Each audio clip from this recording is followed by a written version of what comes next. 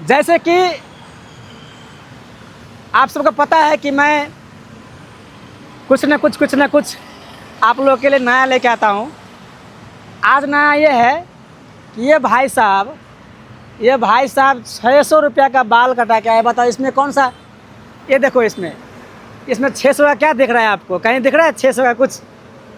ये बाल और दाढ़ी दोनों अगर बनाने जाए सैलून में तो मुश्किल से, अगर एसी में जाओ ना, एसी में मसाज वसाज नहीं कराओगे ना, तो नॉर्मल अगर शेविंग मतलब जो दाढ़ी का जो सेटअप होता है वो, और बाल अगर कटाते हैं आप तो 150 रुपया, चलिए 200 ले लिया, और कलर करवाते हैं तो 100 रुपया ले लिया, 150 ले लिया, 300 मतलब 400 पकड़ लीजिए। 600 रुपया, 600 रुपया फेंक क्या है भाई साहब? 600 रुपया बाल दाढ़ी में, बताइए।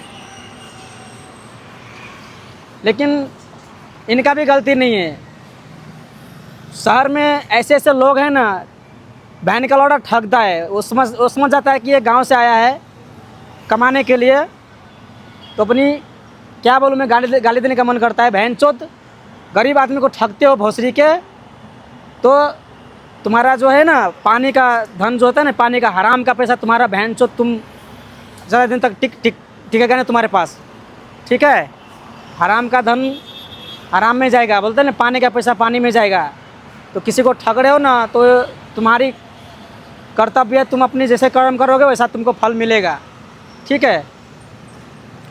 600 का क्या होता है भाई? 600 का ये, अगर मेहंदी भी, अगर बाल कलर भी का, कितना रुपया लेना चाहिए? 100-150 रुपया, 200 रुपया। चलिए 200 आपका मेहंदी का हो गया, 400 और लिया है बाल का, बताओ 400 लिया है कलर का।